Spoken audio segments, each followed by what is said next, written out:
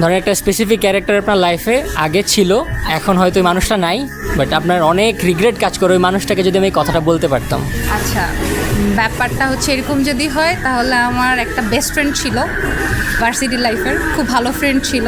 যেটা হয়েছে যে ও কিছু জিনিস নিজ থেকে অ্যাডপ্ট করে নিয়ে থার্ড পার্সনদের কাছে এগুলো বলছে, বাট কথাটা কখনো ডিরেক্টলি আমার কাছে আসে নাই, আমি থার্ড পার্সনদের কাছ থেকে জিনিসটা শুনছি। তো যখন এটা নিয়ে আমি ওকে আসলে কথা বলতে যাই, আমি একটু রুড হয়ে যাই। লাইক আমার কাছে খুব খারাপ লাগে যে যেহেতু সে আমার সো কল বেস্ট ফ্রেন্ড ছিল, তখন আমি হয়তোবা মানে রুড বেশি হয়ে গেছিলাম, হয়তোবা ওর সাইডটা বুঝতে পারি নাই। তা আমার উচিত ছিল আসলে এর পরে ওর সাথে আবার ফেস টু ফেস বসে কথা বলা, হয়তোবা তখন জিনিসগুলো সর্ট আউট হয়ে যাইতো। কারণ সিচুয়েশনটা হয়তো ওর সাইড থেকেও একটু ডিফারেন্ট ছিল, হয়তো যেহেতু আমি ওর লাইফে খুব ক্লোজ একটা ফ্রেন্ড ছিলাম, হয়তো ওরও জেলাসি কাজ করতো কিছু একটা নিয়ে, যে হয়তো আমার ফ্রেন্ড অন্য কারো কেন ক্লোজ ফ্রেন্ড হবে, মেবি সামথিং লাইক দ্যাট।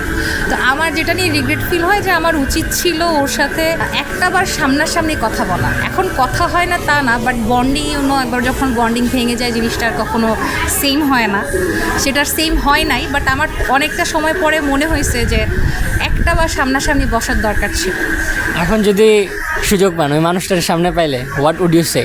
এখন সে ফ্যামিলি পার্সন হয়ে গেছে, যদি সুযোগ পাইতাম তাহলে হয়তো বলতাম এখন চল আগের মতো আবার ঘুরতে বের হয়ে যাই। মানে আমাদের সবচেয়ে বেস্ট পার্ট ছিল লাইক আমরা কখনো কোনো প্ল্যান করে কোথাও যাইতাম না, ক্লাস শেষ হয়েছে আমরা লিটারালি বলতাম লেটস গো।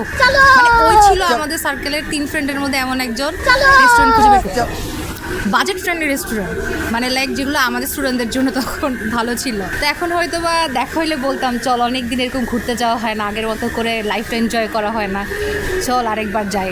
জানি না হয় জিনিসটা আর দিনটা আসবে কিনা, যদি সুযোগ থাকতো এটাই বলতাম।